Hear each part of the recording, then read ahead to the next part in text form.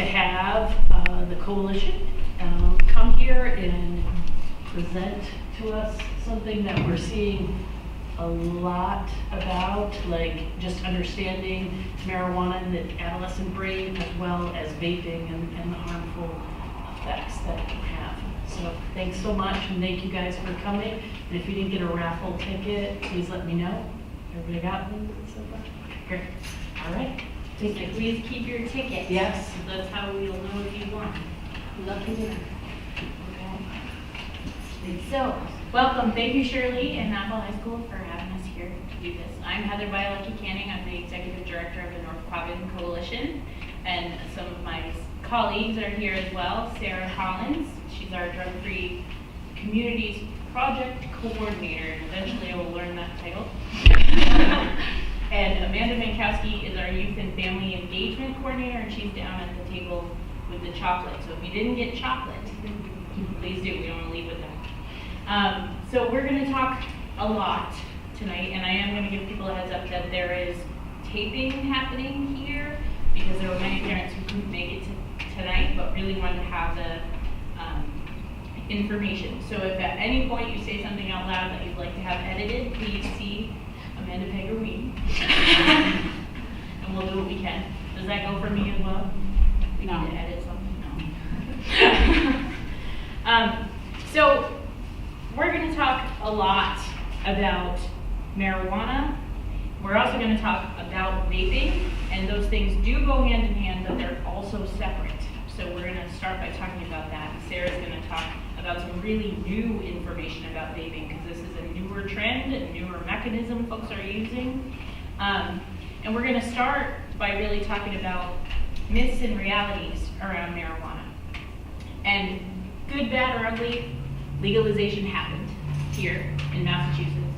So we really want to make sure that people know the facts about what the law means for parents, caregivers, and our youth.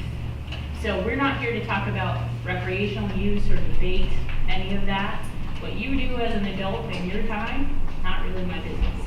If you post about it on Facebook, I might say something. But that's not what we're here to talk about. We're here to talk about how marijuana, the substance, affects adolescent growing brains in a way that's completely different than it affects an adult. So that's the basis of what we're going to talk about today. So we have a small enough group here. Why don't we go around and do a round of introductions, just so that we can know who's in the room. Okay. Sarah, you want to start us off? I'm Sarah Collins. I'm with the North Quabbin Coalition. I'm Sherry Geyer. I'm a peer leader at the North Quabbin Recovery Center. I'm Lori Miker, a outpatient clinician at CSL. I'm Lydia Bartlett. I'm the school nurse here at Athol High School. I'm Shirley Mitchell. I'm the Dean of Dropout Prevention here at Athol High School. I'm Donnie Mitchell. I am a parent. David King, assistant principal and parent of 3 students. I'm Cheryl Hernandez. I guess I am a parent too, Bobby. And I'm president of Massachusetts Alliance of Families and a member of the Family Rights Committee.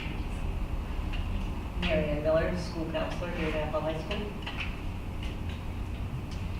Holden Gerard, student at Arms. Tim Cleveland, parent and coach at Athol High School. Amanda Peg-Arlene, school counselor and guidance department chair here at Athol High School. I'm Tim Sweeney. I'm a tobacco treatment specialist and operate Quitter Swing, which is kind of morphed from a tobacco cessation program to a more general recovery program available in Athol at the hospital. I'm Cassie Foley. I do substance use prevention here at Athol-Royalston. My name is Jamie. I'm a peer leader at the North Quabbin Recovery Center. All right. So my hope for this training tonight is that it's going to be informative, hopefully give you some information that you didn't have before and some skills for addressing this. But I'm hearing that there is a wealth of knowledge here in this room, so please don't be afraid to weigh in. If you have an updated statistic, if you have things you'd like to shed some light on, please jump in. So we're going to start by talking about why we're here. So the Communities That Care Coalition is a coalition of schools, human service agencies, local government, law enforcement, businesses, a whole group of people. And their focus has really been about preventing substance use and focusing on the protective factors that help youth feel connected to their community and really thrive. We are a member of the Communities That Care Coalition. They developed this training for us. Locally, they are also the group that administers the YRBS data surveys that happen here at Athol High School, Mahar, and throughout our school districts. So this really helps us inform what our youth here in this region are seeing as myths and realities around any kind of substance use. So we are the North Quabbin Community Coalition, which has worked for many, many years alongside the Communities That Care Coalition. We are focused here, specifically in North Quabbin. We're located in Athol, right across from Tooltown Pizza. Raise your hand if you know where Tooltown Pizza is.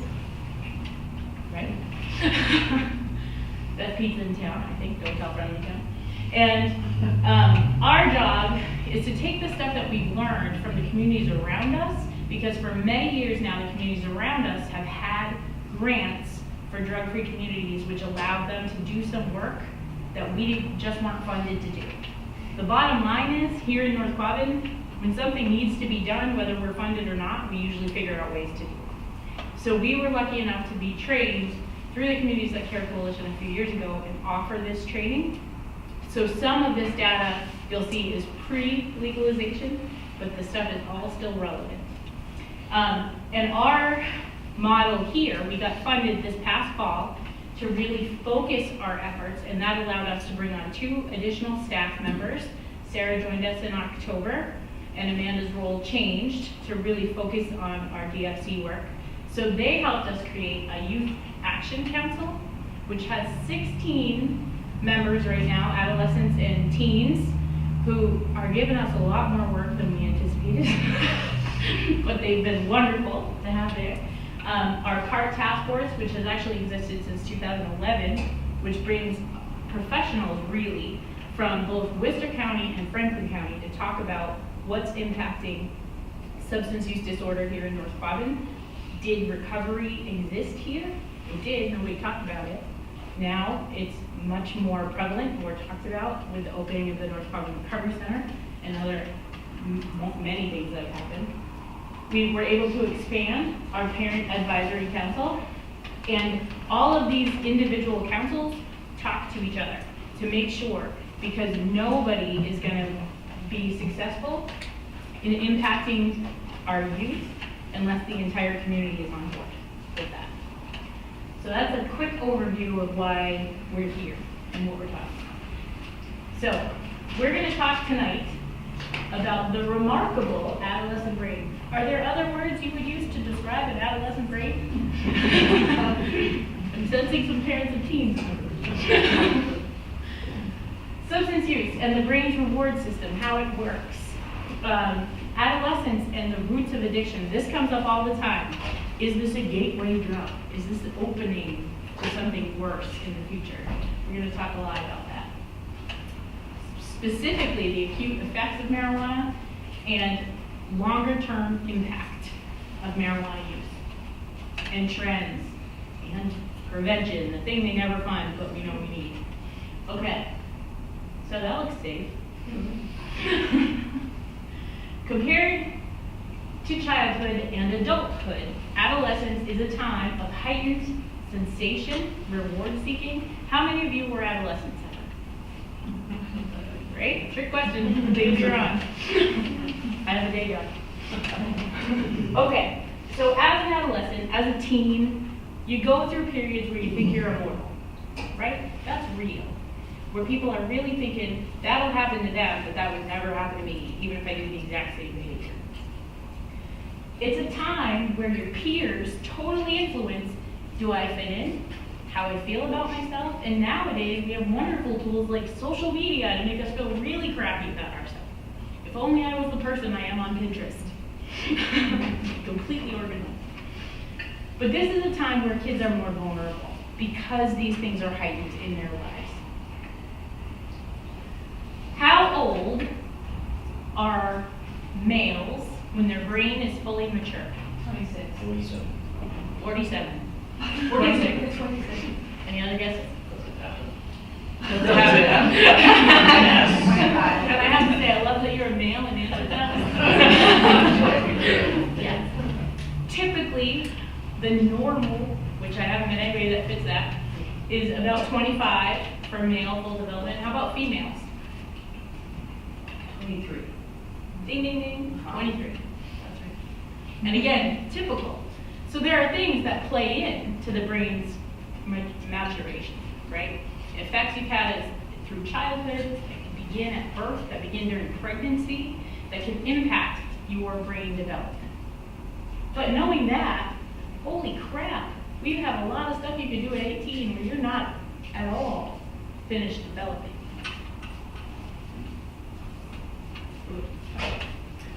So there's an imbalance between the prefrontal cortex. Anybody know what that part of the brain does, the general? Governance. Governance, acute functioning, yes. Long-term thinking. What about the limbic system? What does that control? Arousal. Emotion. And we know adolescents and teens are never moody or emotional. Right? Just making sure there wasn't anybody Oh. outside there. I did put a sign in and come down and join us, but. This is Amanda. So yes, there's this balancing act that's happening. And again, this is one of those points during development where it's heightened, this trying to find this balance between the development of long-term thinking, your ability to really function in a way that your immediate behavior is impacted by long-term goals, and your emotions, your hormones, the things that are changing. There they are. So, there is this balance. Thank you, Jeanette, for those lovely graphics. I can't take credit for the PowerPoint. So, there's also this period of time where pruning and myelination is happening with your neurons, your superhighway that's happening. All those pathways in your brain, that information is connecting to each other. This is where we really start to talk about use it or lose it. Any idea when else that happens at a heightened pace during your lifespan? Yeah. Often, there are many researchers that compare toddlerhood to teenage years because brain development looks similar, although you're working on very different skill building. So the teen is doing music or sports or academics. Those are the cells and connections that will be hardwired. So this is the time where they're really putting an emphasis on reaffirming the stuff that you want to have stay there. If they're lying on the couch or playing video games, those are the cells and connections that are going to survive. So this is, again, a place for a parent to start to influence some of this by paying attention to the stuff you want to see more of. Really giving that positive credit to the things that you want to see repeated. So this is said by the Chief of Brain Imaging from the Child Psychiatry Research from the National Institute of Health. So, teenage mouse.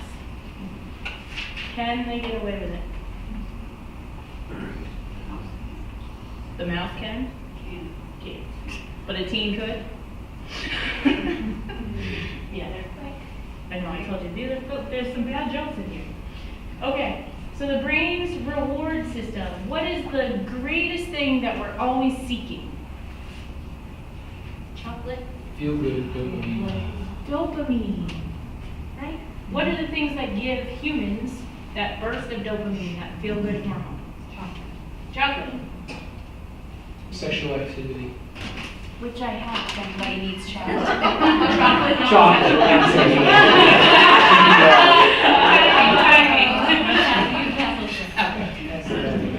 Absolutely. What else? So we got chocolate. We got sex.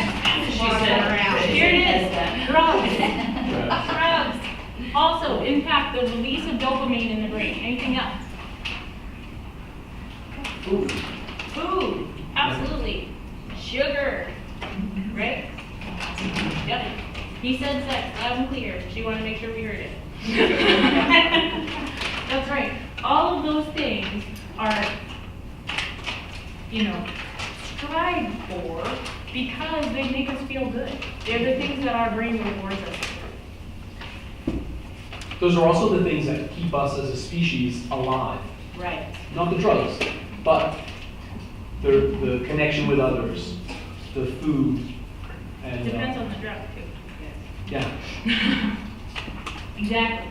So, we're going to talk about some resources as we get to the end of this presentation, but Dr. Ruth Poteet, who is the medical director for the opioid task force here in Prince County in Quabbin, she is also a physician working for Behavioral Health Network and very vocal across the nation in her understanding about addiction being an effect of your physiology, understanding addiction as a disease. So if you have a chance to read some of her work, she has YouTube videos that are really quick, easy to follow, awesome. She talks a lot about this. But basically, your normal baseline is how you feel every day. Who are you in general? Where do you sit typically? And then you have one of those chocolates. Cheryl, what kind did you pick? Caramel chocolate. Caramel. Okay, so probably even higher on that category. So your normal baseline, you have the little dose of chocolate, and it brings you up, makes you feel good for a little bit. Don't worry, we have more. And then you're going to come back to regular baseline, right? Let's talk about the different things. Food shoots you up. Sex shoots you up even higher. Nicotine shoots you up higher than sex. Cocaine, even better than nicotine. Methamphetamines. That's a lot of chocolate, right? So again, you're seeking out that feeling in the brain, those natural rewards coming from your brain. So what happens within your brain while that's going on? So not only are you getting those dopamine blasts, but your receptors have to take them in, right? Who listens to their radio really loud in the car? Is there a point where it feels like it's too loud? Yes, all the time. Yes? Oh, you're taking this. Depends on the music. Right. So there's a point where really and truly our receptors start to get overwhelmed. That not only does all this feel-good juice going on, but now I'm having a hard time even taking it in because so much is going on. So what's wrong with feeling good? What's wrong with having chocolate?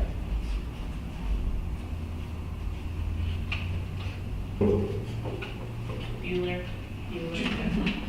Too much is too much. Right. There is such a thing as too much of a good thing. Exactly.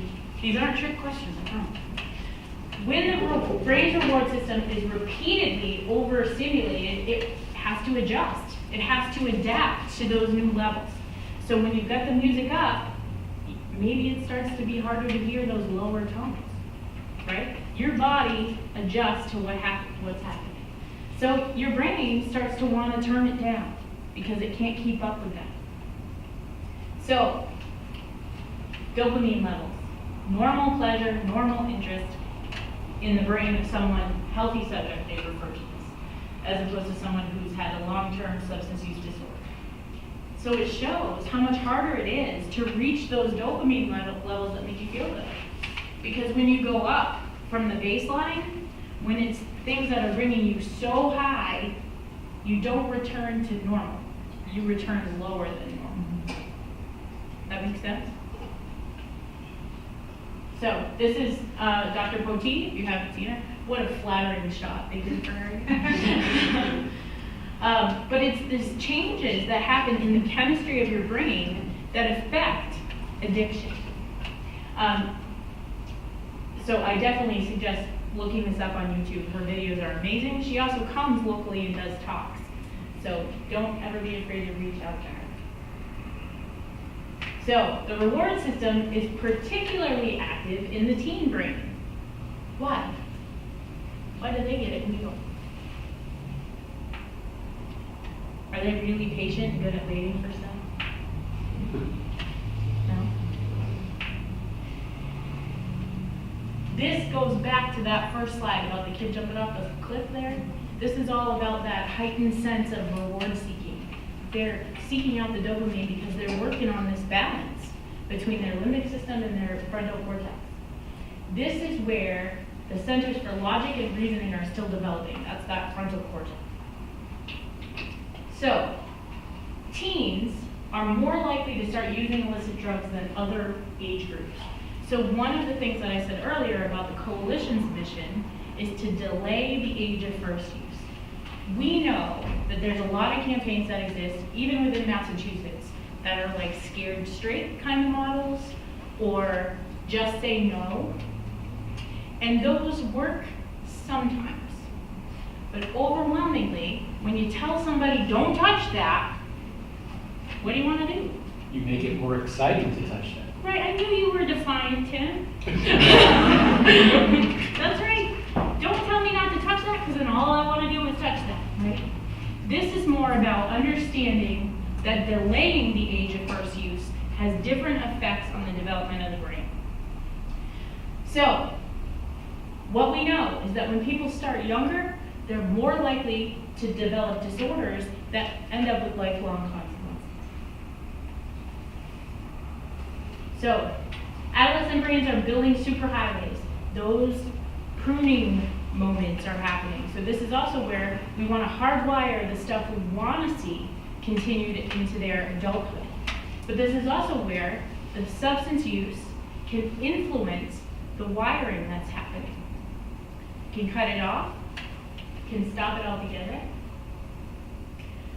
People who begin using alcohol, marijuana, and other drugs in adolescence are more likely to develop dependence. The younger the age of onset, the greater the likelihood of later problem use. There's another shot of Dr. Pope. Addiction is a developmental pediatric disease. Really and truly, the effects during your years of pediatrics are when you're being influenced by this. So, 40% of those who begin drinking at age 15 will develop an alcohol use disorder. It's scary, right? 7% of those who begin drinking at age 21 will develop a use disorder. That's a huge difference. Again, the only denominator here is delaying that age of first use. So what about marijuana? How does it affect your life? Anybody, what do you know about marijuana? Fuzzy. Makes you fuzzy. You don't have to admit you inhale, just tell me what you think you've heard from a friend. Makes you relaxing. Relaxing. Gives you the munchies. Gives you the munchies. Pain reliever. Helps you sleep. Used to make me paranoid. Me too. For a friend, speaking for a It friend. was a cool thing to do. It was cool. Is it not still cool? Some aspects of it. Yeah, we know things about marijuana. I'm guessing I'm looking around the ages in the room and of course trying to make myself much younger than I am. We know that our parents come from generations that had access to marijuana. Their parents come from generations that had access to marijuana. So what have we heard? What have we been told? What were some messages you got about marijuana in your house? It's not addictive. It's natural. Comes from the earth. Not addictive. It's just pot. At least he's only using pot. Think of all the worst stuff he could do. Well, hard drugs. Yeah. It's not a hard drug. At least not drinking or doing opioids. Okay? So, the marijuana plant. Anybody know other names for this? Come on, Shirley, I know you got a couple. Let's see. Weed, right? Weed. Doobie, ganja, right? There's all kinds of names for this. And they're hidden in things, in songs and videos and games, you know. And they're Oh, yeah, changing all the time. flower. Flower? We learned that from our youth. Oh, the Youth Advisory Council told us that. That's a new one. All right. Okay. So, like most drugs, cannabinoids mimic natural brain messages. So, the chemical makeup is copied by the drug. And there are receptors for those all over the body, throughout the brain, and THC and CBD and the other cannabinoids from marijuana can bind them and alter your natural signals. So basically what this is saying is that the chemicals within marijuana can affect the way your body talks to itself naturally. THC, people understand what that is? Okay. CBD. Okay. If I go to Greenfield and I buy CBD oil 6 months ago, is that legal? Yes. It is? It's not weed? No. He's like, crap, it's a drink. Right? CBD is one of the chemicals that they pull out of marijuana that's said to have pain relieving components, relaxing components, other things. And that they say that without the THC, it is not bad for you. That's the marketing that's happening. So there's a lot of, skewed messaging happening about marijuana. So how does marijuana affect the brain and the body? I just asked you, and y'all gave me different answers. Makes you paranoid, makes me warm and fuzzy and relaxed. Completely different ends of the spectrum. But it totally depends on the strain of marijuana, the content of THC, the CBD content, and how it's being consumed. How do you consume marijuana? Eating it. Eating it. Vaping it. Smoking it. Vaping it, smoking it. Is that it?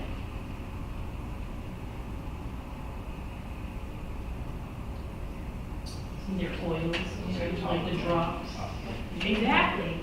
There are all kinds of ways, and some we're still learning about. So, average levels. So this is the other thing we need to talk about nowadays. The levels are so much different than our parents' generation or their parents' generation. We talk about the concentration of THC and CBD. THC they call the psychoactive ingredient. It's the one that gives you the high, right? CBD is non-psychoactive. It still produces effects on your body.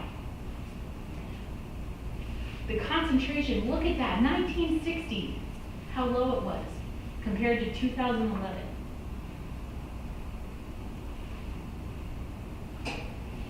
These look yummy, don't they? They do, they look like boogers. So, I don't even want to know. These are all different concentrates. These are ways to really take the THC out of marijuana and have the concentration happen to increase the effects in a body. And is everybody familiar with all of these? I was not when I saw this. It's amazing to me because to just see this slide, I wouldn't want to put any of this in my body. Right? But when you're at the point where you're talking about extracting THC and making sure you're getting the most concentrated how you can, probably on that road to substance disorder around marijuana, which is a real thing. It is addictive. Those are things we're learning. How do you consume it? I think you named all of them, except I didn't hear beverages. Yes.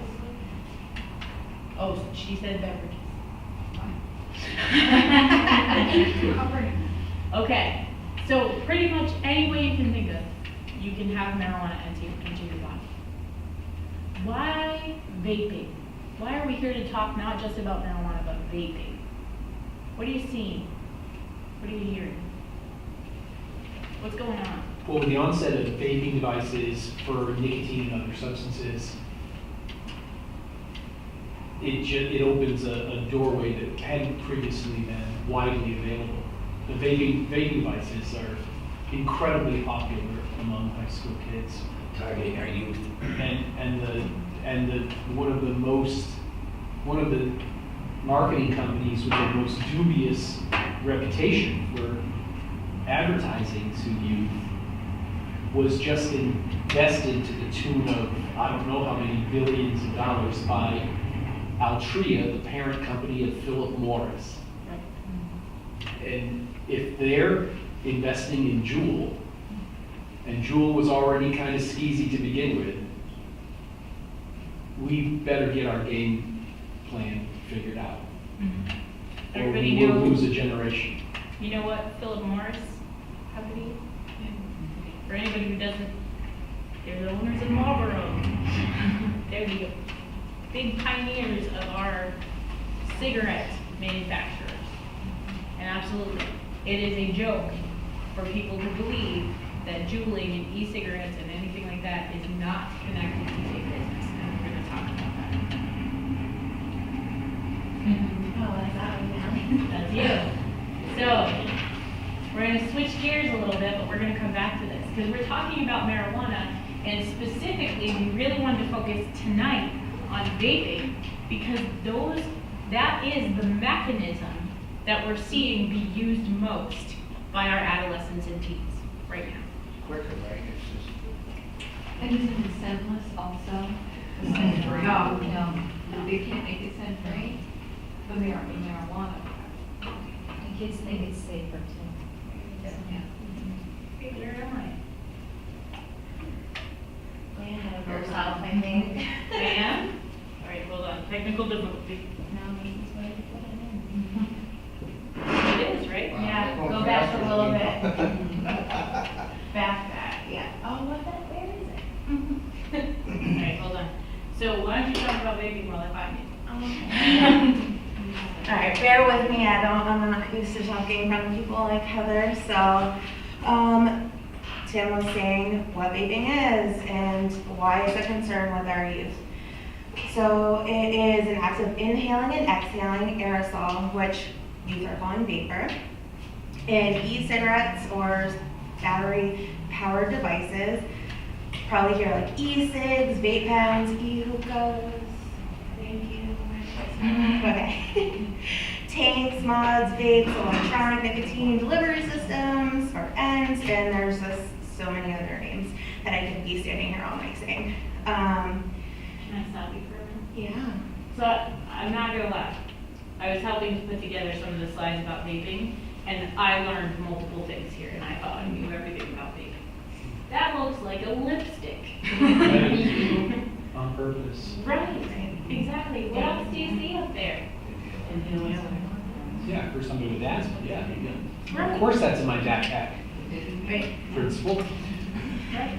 How is a school staff member or a parent gonna stay ahead of stuff when it's this cleverly ignorant? And we might be onto the Juul sort of because they've been good at their game, but looked like a flash drive until I heard about Juul. And again, not by mistake. Right?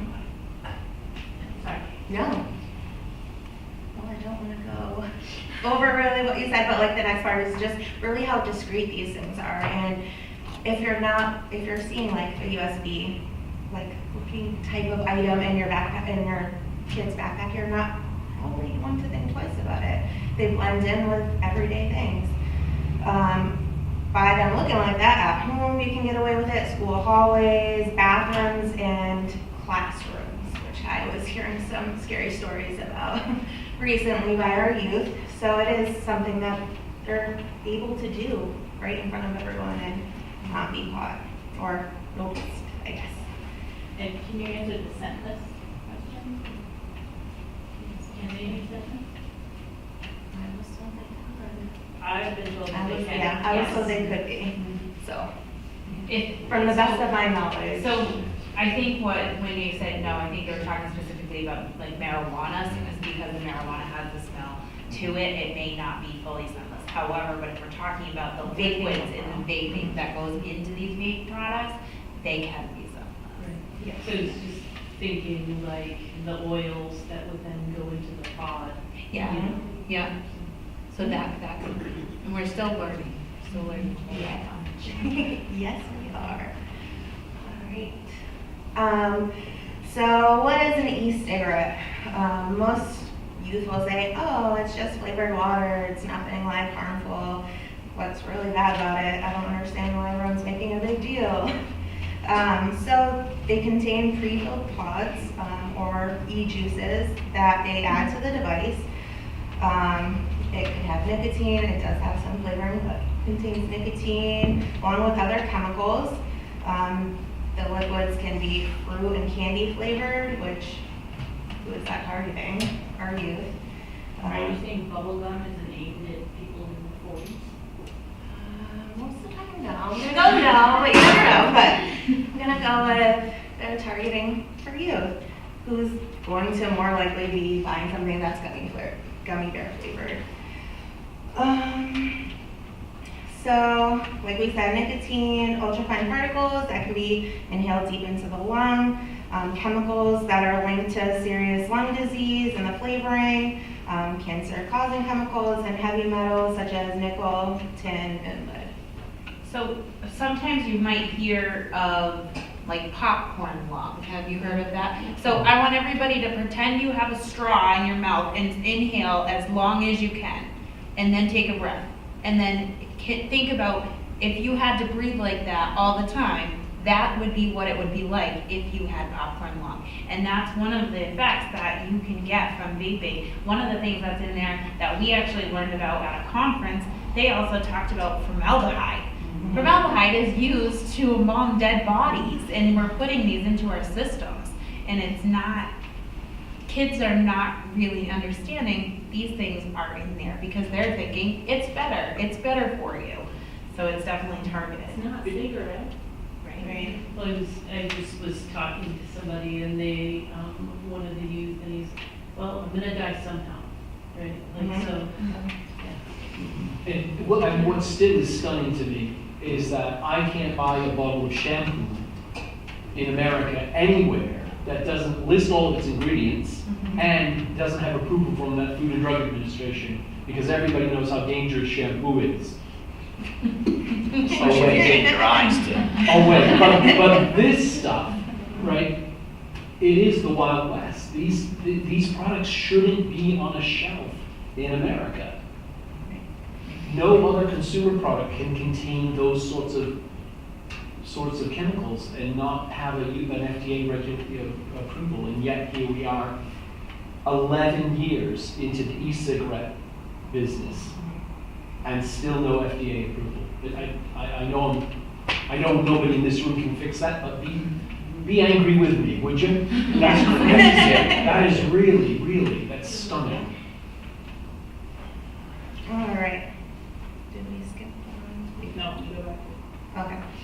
So there was a survey with youth done about the main reason they decided to try e-cigarettes and flavored cigars, and 44.4% of them said they were attracted to the flavor, like we were just mentioning. Bubblegum, gummy bears, all different fruits, peach, lime, I could go on. So the flavor of them are really attracting our youth to try them. And of course, I saw other people using it, so I want to fit in, so there's still that element. And then the youth that answered that they did try, because based on the flavors, 65.5% of them said that they wouldn't have tried if it wasn't, like, the flavors weren't appealing to them. They would have never tried in the first place. So just thinking of that was powerful of, like, they are being targeted, and just really putting that into perspective.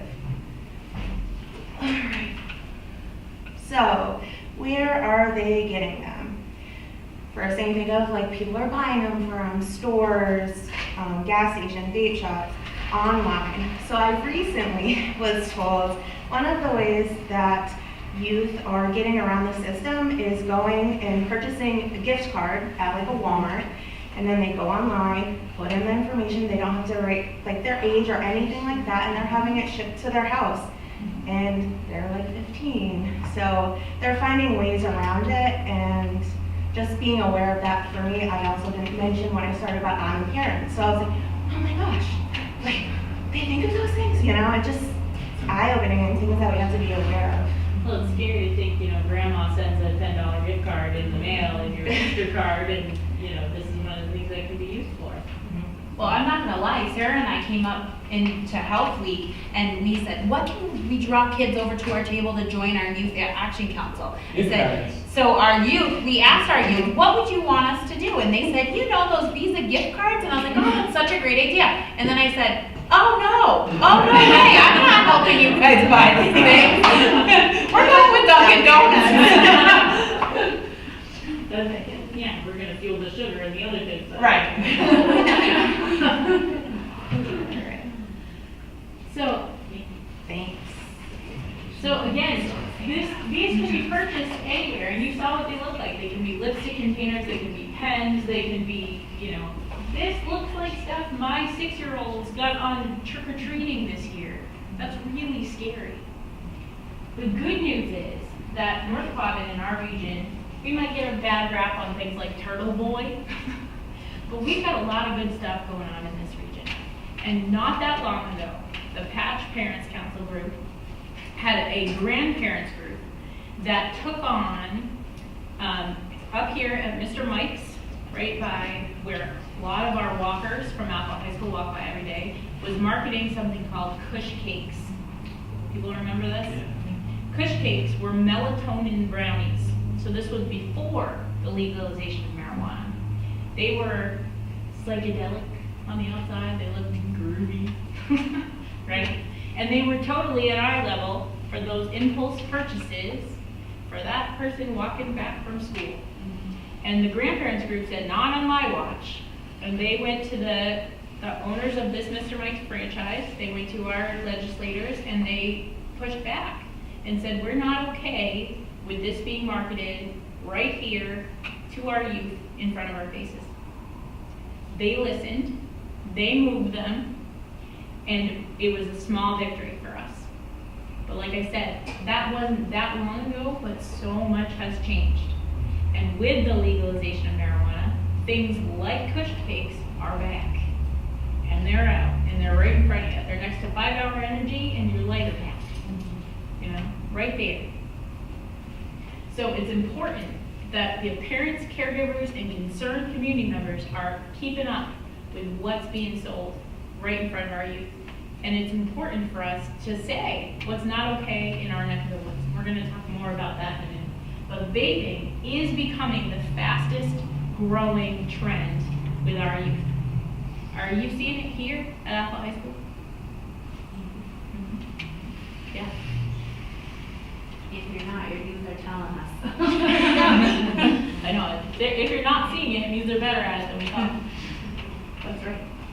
So I'm going to go back to where we were and talk some more of our... So we really wanted to focus on vaping because it is the way most youth are saying they consume marijuana. So when I think about, marijuana of the past, things we've heard, seen in movies, seen in movies, never heard. You think of things like bongs, you think of Cheech and Chong, that kind of stuff. That is not what's happening nowadays. Anything that can be liquefied can be vaped, can be put into those pods and gone through. And because they look like things like inhalers and lipsticks, they can be smuggled in anywhere, really. So it becomes a really uphill battle for those of us who want to delay that age of first use and really keep folks from speaking it in. So, the acute effects of using marijuana. Anybody here a neurologist? My spirit's on. Okay, want to do this one? No. Okay. So, we know it can affect our judgment, slow our reaction time. So I wasn't going to do this, but I'll share this story. I shared it at the beginning. So I went to the National Drug Convention a few years ago in Atlanta, and I District Attorney Dave Sullivan, who is a great sport, so you can tell him I told this story. He and I went up to this vendor table where they had the goggles you could put on that simulated the effects of marijuana while you're driving. And you had to go through a maze with just a pen and pencil normally, and then you put the goggles on and you go through the same maze. And it just shows the slight perception difference that can happen. And I will tell you, he had a hard enough time with the maze without the goggles. Just saying. But absolutely, it slows reaction time. We're seeing some of this in places like Colorado, where it's been legalized a little longer. They don't have enough data yet to put full, this is cause and effect, but they have enough to show us that since the legalization of marijuana, motor vehicle accidents have gone up. Workplace accidents have gone up. Employers are struggling to keep their workplaces safe. Euphoria, that's good, right? Increased appetite. Sometimes. Panic, paranoia, psychosis, impaired memory. If you forgot, that says impaired memory. Thank you. Impaired coordination, again, this goes into reaction time. You're definitely not as graceful as you think you are. Altered pain sensitivity, so this is true. People do talk about the medical effects of marijuana being able to help as a painkiller. Anti-nausea effects. I've heard pregnant women talk about using this to prevent nausea during pregnancy. All kinds of mixed realities. So what about its medicinal properties? It's been used for thousands of years for its medicinal properties. It's natural, it comes from the earth, right? There are many studies that show that it works on glaucoma, nausea, all of these things up here. But we don't have that FDA approval. We don't have people telling us that these effects are quantifiable at this point. So a lot of this is those myths and realities. Could also be a placebo effect. If you really believe your friend who tells you that this works, you're more likely to believe it works. So there's still a lot of research needed to prove one way or another. Marijuana and driving. So why would that be a problem?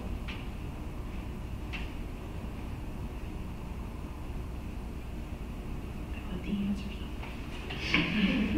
First one is pretty, motor coordination, reaction time, and judgment. Do you need those things when you're operating a motor vehicle?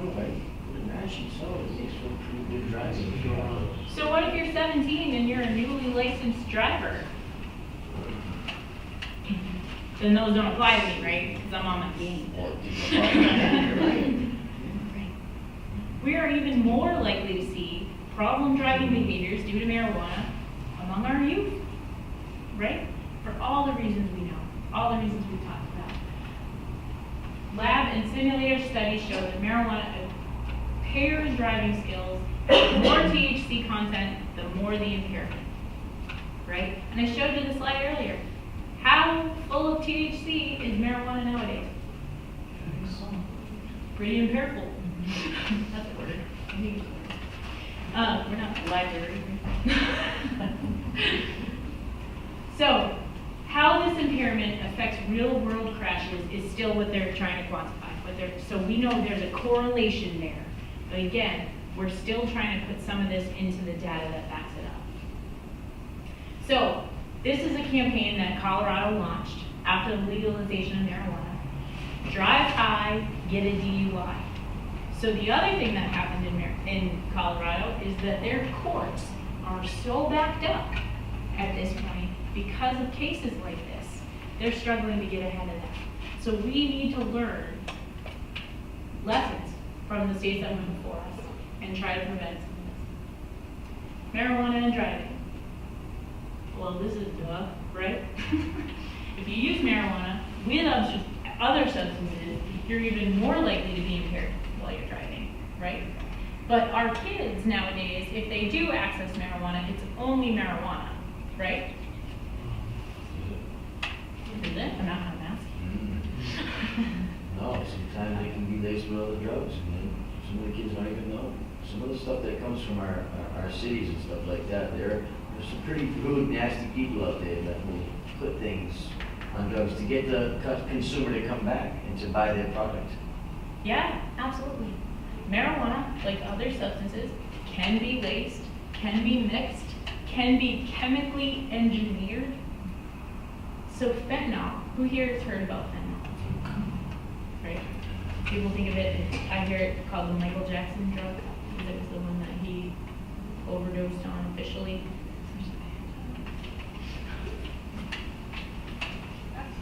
What are you looking at? So fentanyl is one of the substances that we're hearing a lot that is being laced with many, many other things, and marijuana is one of them. And fentanyl is the leading cause of our overdose deaths in Franklin County and our province right now. So it's really important that people are aware that what you think you're getting might not be what you're actually getting. In Colorado in 2014, of drivers testing positive for THC, 2/3 had alcohol and or other drugs in their system as well as marijuana. So again, it just proves that mixing makes it worse. So what are the longer terms of marijuana, the effects of marijuana on development? So we've talked about how they can impact you in the moment. They can make you feel paranoid, hungry, those kinds of things. What kind of long-term effects can happen from using marijuana?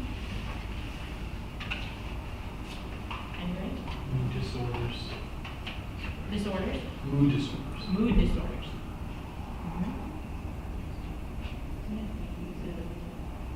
Use it or lose it. Right, that hardwiring process is going on. Okay. So, they're doing longitudinal studies to look at the effects of marijuana over the lifetime. So there really are people that are currently being a part of this process, that they assess their development and their capacities during childhood, looks at it again with marijuana use at the onset, and then assess their outcomes as adults. Frequent marijuana use during adolescence has more serious consequences than use by adults. This is a fact. This is not a guess. This is stuff we're backing up all the time. So potential long-term effects of marijuana use on youth development. And again, it's because of where your brain's at. It's your physical development during this age. It affects issues with attention, memory, and learning. Are those things you need at school? Gandhi got it. That was a trick question. Yes! This is a core educational and life outcomes. So if you're really struggling with attention, memory, and learning, it's going to affect your educational levels, your success as a student. Loss of IQ. Can you get IQ points back?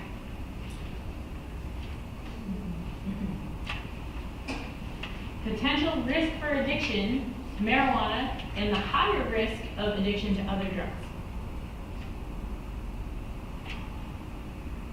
Sometimes you see those commercials put out by the drug manufacturing companies, and they'll say, take whatever this drug is and your hair will grow back and be thicker and fuller than ever. But don't listen at the end where they tell you that you'll probably die and get lymphoma and all the other things that they name off. There's none of those little taglines going along with the sale of marijuana. There's none of those taglines being told about folks that are buying vaping mechanisms or any of the apparatus. Increased risk of, I don't know that word. Psychosis. It's really risky. Of psychosis. That's right.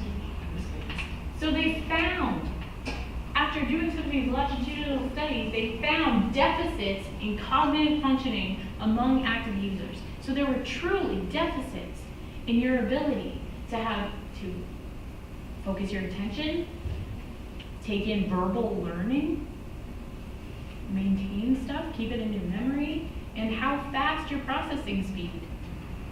When you think about all the other effects we talked about, this makes perfect sense, right? But these are not being told to parents.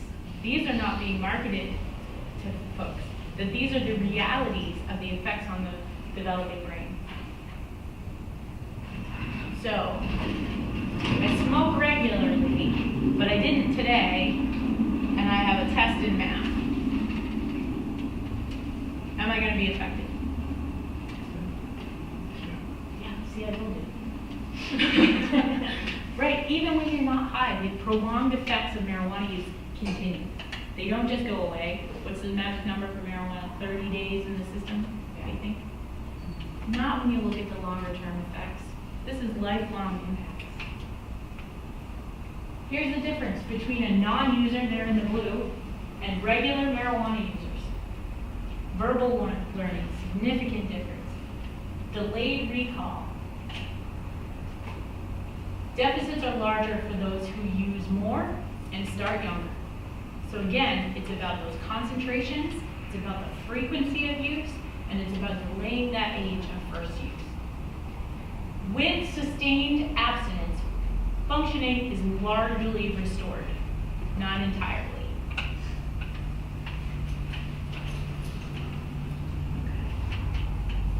Does marijuana alter the brain structure? What did we learn from Dr. Poteen earlier? Yes. Substances you put in your body impact your physiology. So, some more scary statistics. Occasions used marijuana age, so 15 to 21. So, more frequently they used marijuana, the less likely they were to be a college grad by age 25.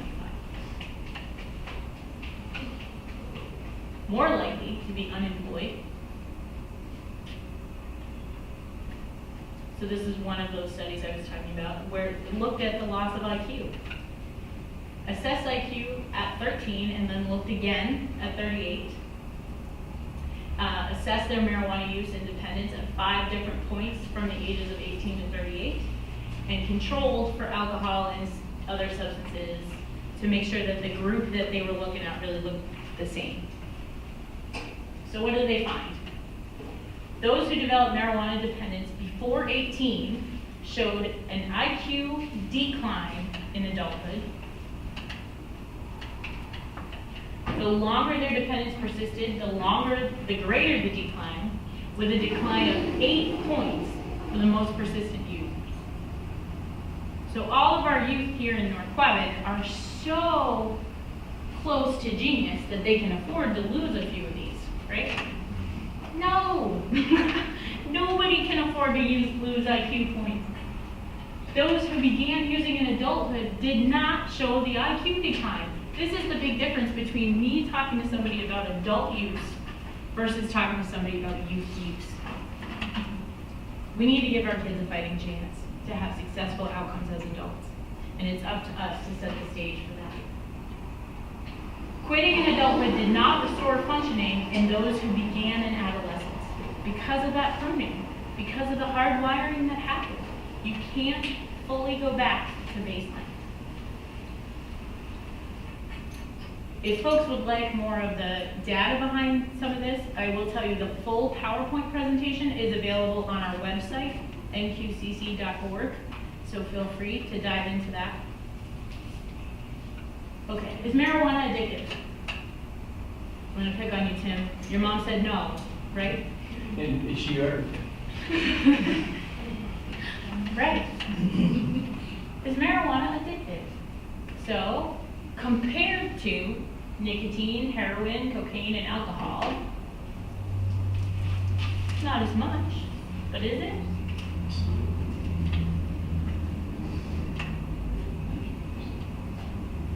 %9 for those who develop dependence, and 17% addicted for those who started in their teens. And again, greater the younger they started. The consequences of marijuana dependence are not as severe as those for alcohol or opioids. So this kind of backs up that statement we hear from parents often about, well, it's just pot, right? But marijuana works on that reward system. It works on that dopamine release.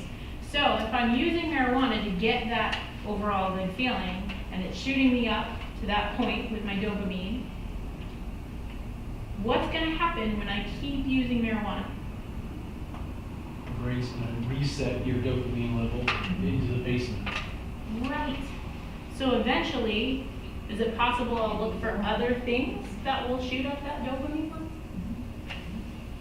So this is the basis of that discussion that we hear often about, is marijuana a gateway drug?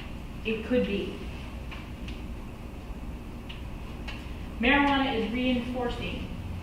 So animals will self-administer it. So if they get a little taste, they're more likely to go over and try it again. That felt good. I'm gonna do that again. We're humans. And probably somebody told them no, so all they want to do is touch it. People show clinical signs of addiction, tolerance, withdrawal syndrome, using more than intended, wanting to cut back on use. Those look like addiction.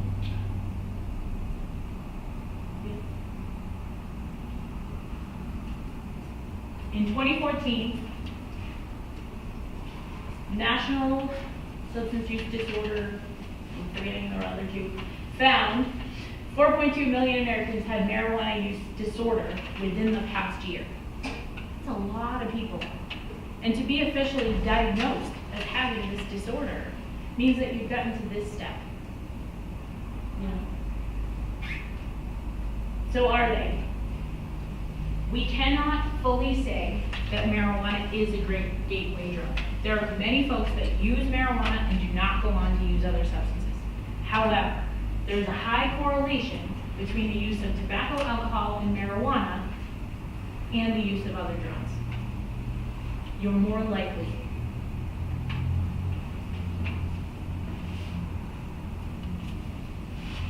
Marijuana, psychosis, and schizophrenia, those are scary words to have up there. Why are we talking about this? To scare the youth to not using. To scare you into not using? Does that work? No. Sometimes. 6 foot tall and bulletproof, you're talking, and you, so those words you. So 17, 6 foot tall, bulletproof. Yeah, That's that what can't I'm happen, that scared. can't happen to me. Right. Right.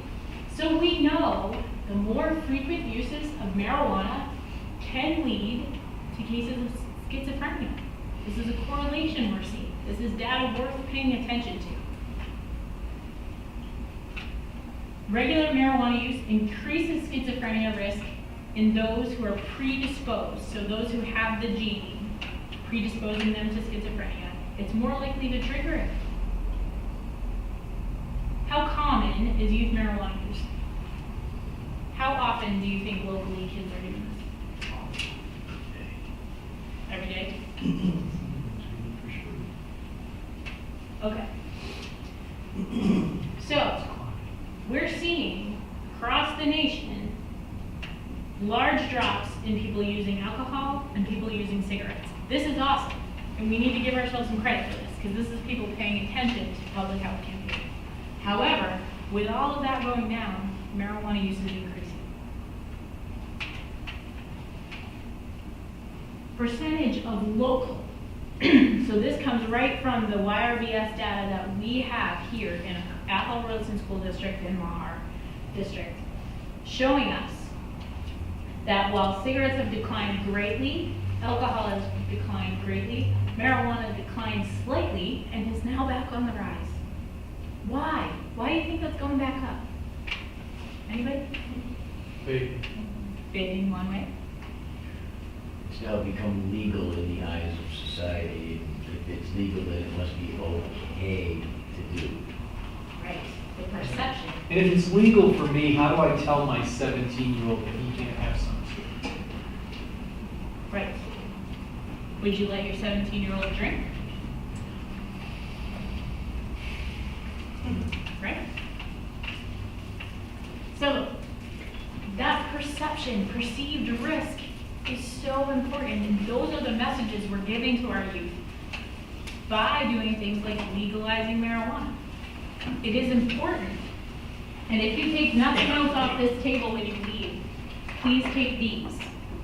So these are two really simple brochures which explain marijuana in Massachusetts post-legalization. So this explains the actual law. So let's play a little true or false. How many plants can an adult grow in their own home? 6. 6. What if there are 2 adults in the home? How many plants can be in the house? 12. 12. What if there are 3 adults in the house? 12. Still 12. Right, so there's a max. I cannot tell you how many people think it's 6 per person. I've got 24 plants at my house. We're good to go. That's right. Including the kids. That's right, the kids can grow too. Right. Can you smoke marijuana out in public? Could you do it in the Quabbin? No, but it's legal. Could I vape marijuana walking down Main Street?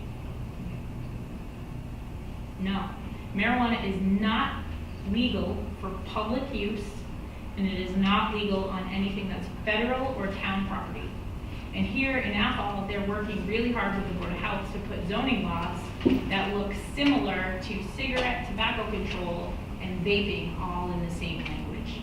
But this is hard because even if our Board of Health does a knockout job of putting together the rules, who enforces that? Anybody know? Ready? Take that finger. Not sometimes. Every single one of us in the room. This is our job as community members, as citizens, as concerned caregivers to say when things are not okay with us, when things are happening right in front of our face. The police can enforce regulations to a point. Our Board of Health agent can actually enforce some of this. But she's one person. We are lucky in Athol, we have one and almost another full one. Many of our smaller towns around us do not have that. So, how old do you have to be to buy marijuana? 21, right? How old do you have to be to use marijuana? How old do you have to be to go into the pot shops? Right. Have you ever seen someone under 21 in one of our local establishments? Pot shops. I wish I could say no. Right. They're not supposed to be in under 21. It has happened. The Athol police have been pretty good about trying to enforce it. They do things called knock-in talks locally where they're following up with anybody that may have been in the shop. And really that falls on the onus of the shop owner to make sure that they're policing their shop. Okay. Tobacco shops? Does it say what shops? That goes for both in Athol. But the funny thing about legalization of marijuana, so it's legal here in Massachusetts. Is it legal nationally? No. No. Federal regulations still say that it is legal. How much can you have on you? Up to an ounce. Up to 1 ounce. Anybody show me with their hands how big an ounce of marijuana is? Depends. Yeah, the Ziploc bag. You know? We used to talk about marijuana like this, right? That's a lot. And that is what one person can have on them prior to being talked about trafficking, right? More than that, people assume that you're selling. What happens if I have my 6 plants and my crop went so well that it had babies? Can I have more? Give your babies to your neighbor? If you cultivate it and market it in other places, it goes up to 8 more ounces. Right. There's all these specific rules, all these finite loopholes. Now I'm getting the 50 questions. That's right. But these little cards, they're small, they're simple, but they tell us the realities of this. Because I cannot tell you how many people assume it's okay to have the plants just out at my house. Well, no. Marijuana use of any kind, marijuana access of any kind under the age of 21 is punishable by law in Massachusetts. So locking your plants up, making sure that people do not have access is on the responsibility of the grower. and always falls back on the parent. So does DCF, and I heard a couple people in here who know some DCF stuff, DCF rules always look the same as our police departments? No, they make their own rules. Some are good, some are not so good. So there are lots of questions about what's legal versus what's policy and practice, right? So if marijuana use is impacting somebody's ability to parent, ability to drive, ability to keep themselves or others safe, those are extenuating circumstances which start to affect whether that's legal, whether DCF can become involved. There's all kinds of gray area here. So, perceptions of marijuana among our local middle and high school students. The red line is so scary to me. 73% down to 43% thinking that marijuana use is risky. This is showing us that the norms in our society right now are telling kids that it's not as bad as I thought it was. It's wrong to use marijuana. It's hard to get marijuana. You think that's true? I don't want to see anybody giving out Visa gift cards on your birthday. So what do we do? This stuff, did I scare you with some of this? It scared me. I'm a parent, I'm a community member, I live on Pleasant Street, right up the hill from one of those lovely shops that open. Factors in the community, family and schools can influence youth use. So I first want to say, please everyone raise one hand over your shoulder and pat yourself on the back because you're here tonight. And one of the best things we can do is share this information. So the slideshow, this official PowerPoint is up on our website, but we are willing to give you anything you need. So if you have groups of parents or other folks that you think would like this information, we'd love it to be more common than it is. So, laws and norms in our community. That was from Colorado. So there was a report of the Special Senate Committee on Marijuana done when they were looking at the questions of legalization that came on the ballots. And they started to think about how legalization would affect our youth. So they had to set things like minimum legal sales age. So what age did I tell you males are fully developed? Or we left that one up for question, right? Maybe not ever. Yeah, 25. But what age can you buy marijuana? Right, developing brain. Use in public. Can you do it in public? Driving under the influence. Types of products allowed. Is one better than the other if it's products? But it is. Let's talk about that. Packaging and labeling. So it's okay to put things that look groovy and psychedelic on the outside, right? Because that wouldn't appeal to you, right? Having one of those Joe Camel, remember him? Advertising and marketing. So we put this flyer up on the Coalition webpage. Of course, it went viral, like every Coalition thing does. No, but it was up. It was widely shared, and somebody pushed back on the flyer because I said we're going to talk about marketing to our youth as part of this training, and they were very specific, and they definitely knew their stuff. That marijuana laws within Massachusetts are pretty careful about how they're marketing stuff to our youth. That's why I asked you the trick earlier, the difference between CBD and marijuana, the difference between THC and marijuana, because those letters make a huge difference about what they can put them on and where they could be shown to the public. This person said to me, marijuana cannot be marketed to our youth because of the protections in some of the law. Well, he's right, but the mechanisms in which you can consume marijuana can market to anybody they want.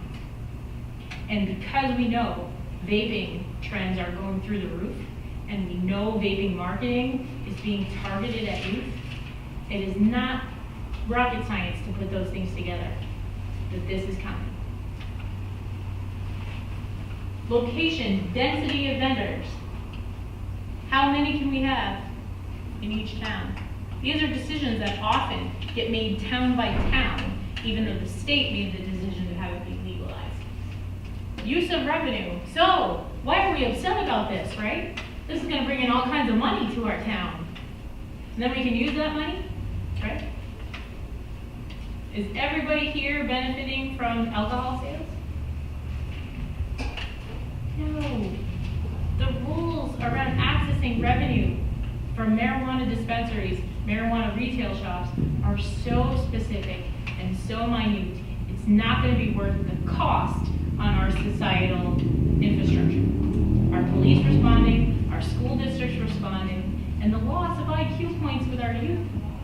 Not worth it. Finish the loss. Vaping. So Sarah talked about this. So let's talk about packaging. So I did not Photoshop any of these. These are real. So this is our marijuana packaging. Some of these came from the dispensary that exists at a retail shop in Northampton. So that's just a Kit Kat, right? No. It's a Keith Kat. Gummy bears. Who messed with gummy bears? What do you think's in them?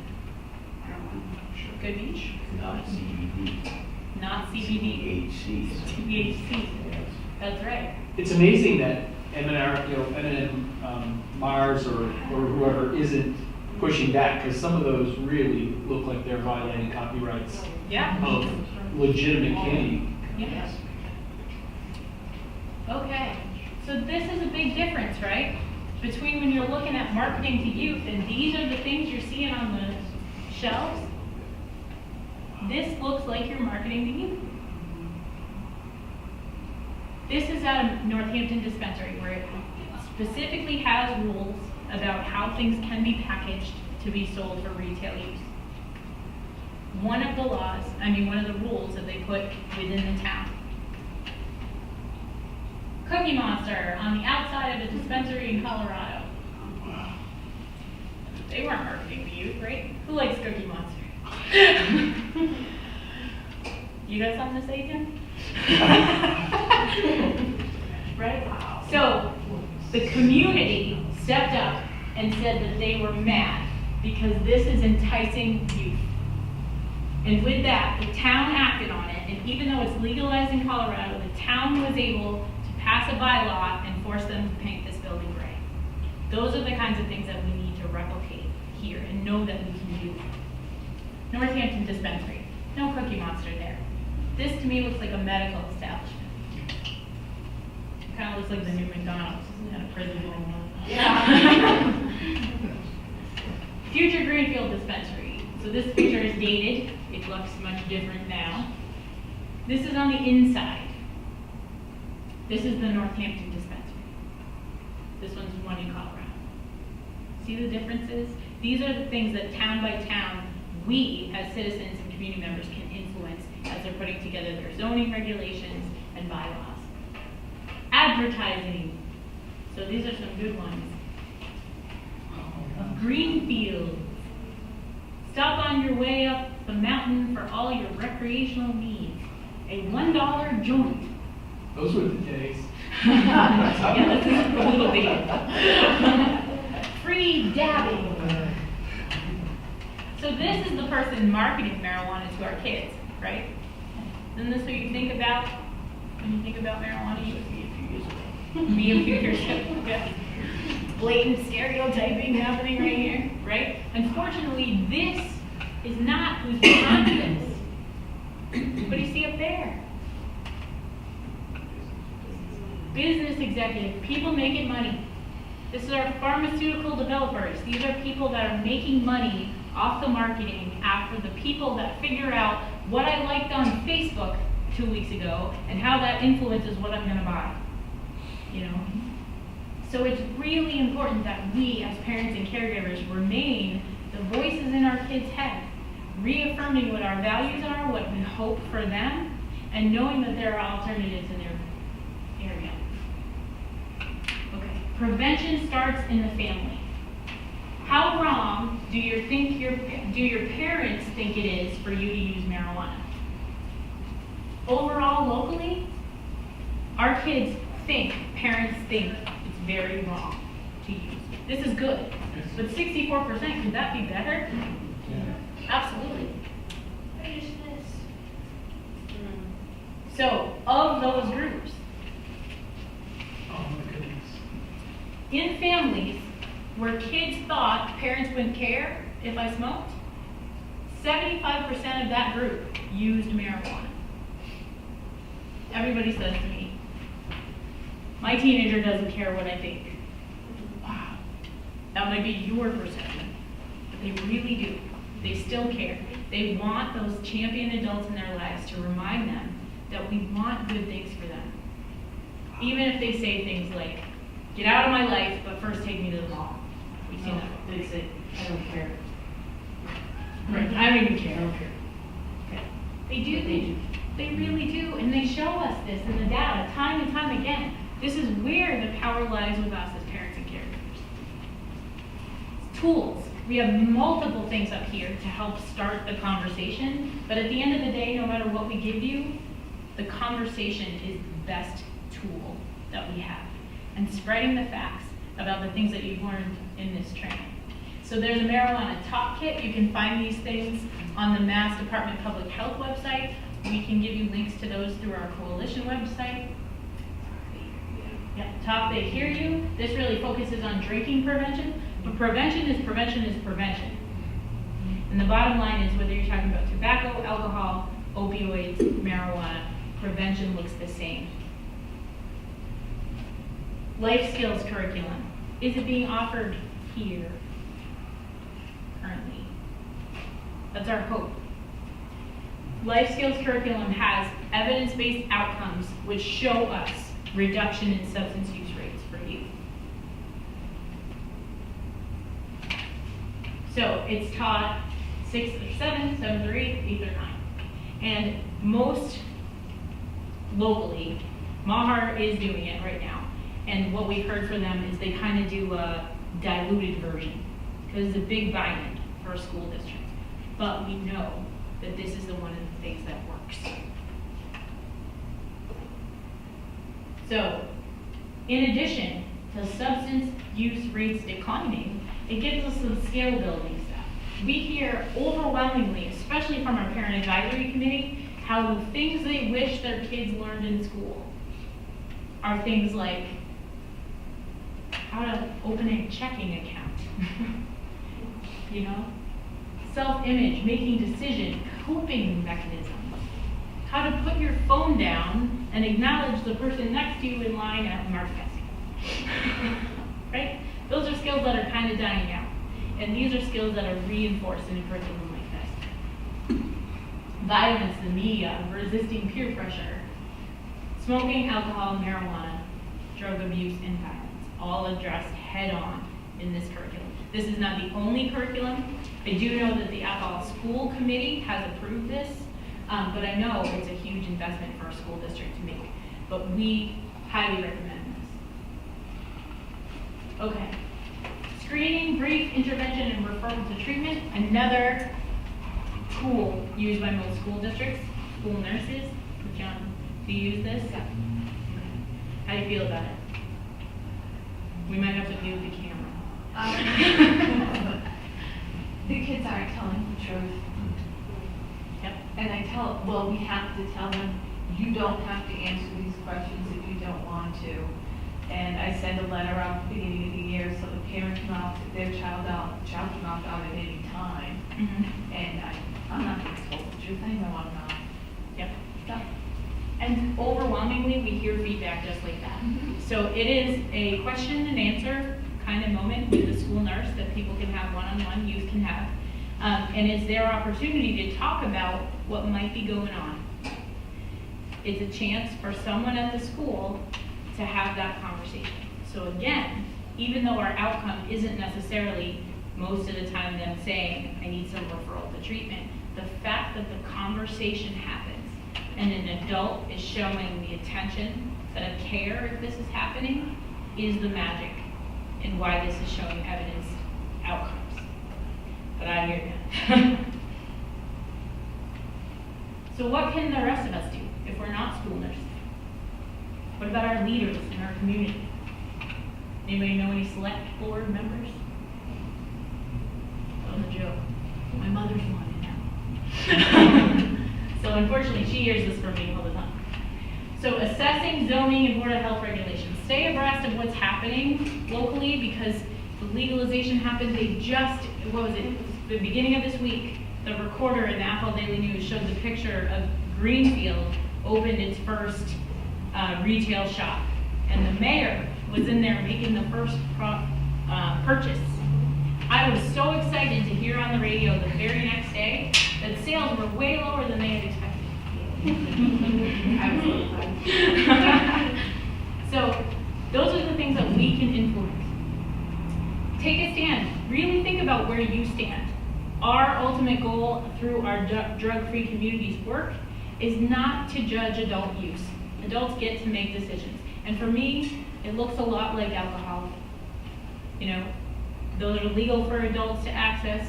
That's another thing that we definitely struggle with this in this community. But setting the messages to our kids that there are options other than substance related are what we're aiming for. Kids feeling connected to their community, not feeling like they have to turn to substances, and making sure that you're delaying when that start happens. Educate. Do meetings like this. Share that PowerPoint. Share stuff on Facebook. Helping support school districts implementing things like SBIRT and life skills. Although I think in Massachusetts, all schools are now doing SBIRT. That's they're supposed to, Yeah. They're supposed to be. Exactly, that's the key. And stay abreast of what's happening, what's going on. So, there are a whole bunch of links here, and unfortunately with time I don't have a moment to show them all, but those wonderful videos I mentioned on YouTube are here. This is on the Coalition website. If you look, I think Katrina, my assistant, who's amazing at our website, put it like halfway down, the very front page, nqcc.org. Click marijuana and the adolescent brain, and you have access to this whole slideshow, giving you these links.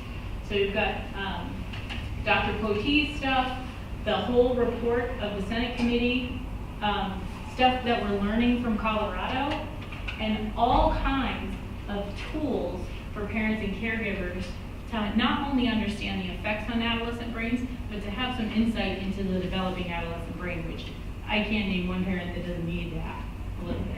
Even if it's reassurance that you're not crazy, don't take it personal. Okay. With that being said, this is us.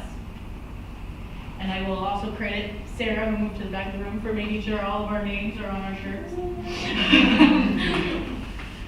So I'm Heather, I'm the Coalition Director, Amanda up here, and Sarah. And Amanda and Sarah have been doing a lot of work with our youth group and our Parent Advisory Council, being out in our school districts and engaging.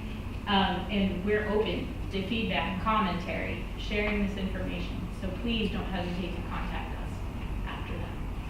Any questions, comments, thoughts?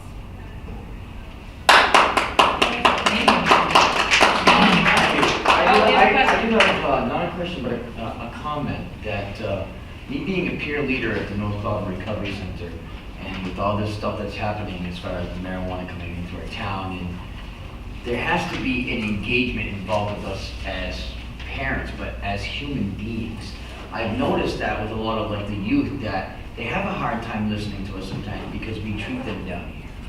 And that in my experience with even the littler ones down here, that if I get down to their level and speak to them as a human being on their level, I have a better turnout. They listen a lot better, especially when I'm explaining things like this that are very detrimental to their health.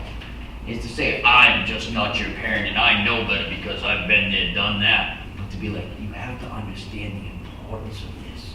This is so important that this is the stuff that's going on.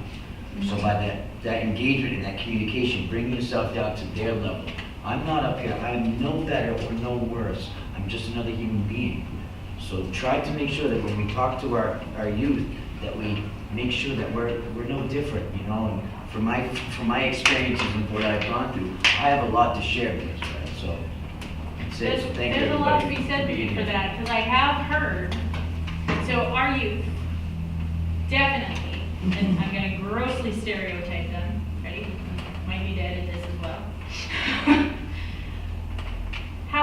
you hear things like, you don't understand, or you haven't been where I am. Those statements directly come from the balancing act that's happening within their brain development, but some of it has real truth. We started this training tonight by talking about how marijuana access looks different today, marijuana potency looks different today. Edibles. I walked into the bank the other day, and I won't totally throw this person under the bus, but they were talking about edibles. These were men in their 50s. They definitely were talking about how I didn't know how to take it, so I didn't feel anything when I put the first one in, so I took some more. What happens? Anybody understand that at all? Yeah, they take 30 to 40 minutes before they... They take 30 to 40 minutes, so that's not common knowledge, unfortunately. So people end up overdosing on things like edibles because you're not immediately feeling effects. Those are things we didn't worry about in the 80s. We didn't worry about in the 60s when we're talking about this. You know, so there is some truth to kids saying, you don't totally get it now. So it is the responsibility of us as adults who care about our youth to keep informed about what's happening, the pressures that come with social media, the different ways that it can be accessed, the different potencies available. But, and yes, don't worry, I don't think any of your checking accounts were affected by that conversation. I've been encouraged that with some of the queer swim groups I hold in other parts of the state, we've had a lot of young people coming out and saying, wanting to stop their relationship with their vaping devices.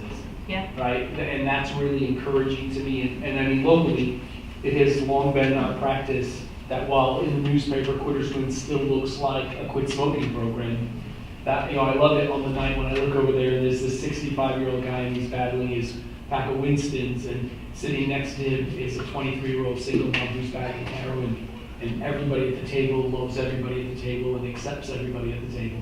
Again, in Athol, I haven't seen, currently I don't have any youth vapors at the table, but in East Hampton, in Amherst, and in Greenfield, we all have active vapors under the age of 21 who are at the table working on it. And that's just encouraging to me that, when I started with the cigarettes at age 12, my mother, God rest her soul, made the mistake of sending me to church camp where I meet some nice boys and learn some nice habits. And that's where I picked up my first cigarette and became a 3-pack-a-day smoker at some points in my life. It took me a long time to figure it out. These, kids under 20 are already at the table saying, help me get out of this mess. And that's really hopeful in a sad way. Yeah. And I think, I've heard parents struggle with messages specifically around marijuana about how do I say to them that I can use this legally and you can't. Yeah. And it's information like this that really is going to make that difference about why an adult use looks so much different physically than the youth use, because those are real messages we have. I also want to say that you make a really good point about recovery is recovery. And I'm excited that some of our parent advisory members and our peer leaders are here from the North Quabbin Recovery Center, because our center locally, I'm totally biased about this, but they're awesome. It is. It's nicely decorated, I'll say, because I decorated it. But it's really been primarily adults. But our space is friendly, so parents can bring kids in with them. And we haven't struggled with vaping right now because we've made sure that our policies are really in line. So tobacco, vaping, use of any substances is really not welcome in the center. But those are things to be mindful of here, having places to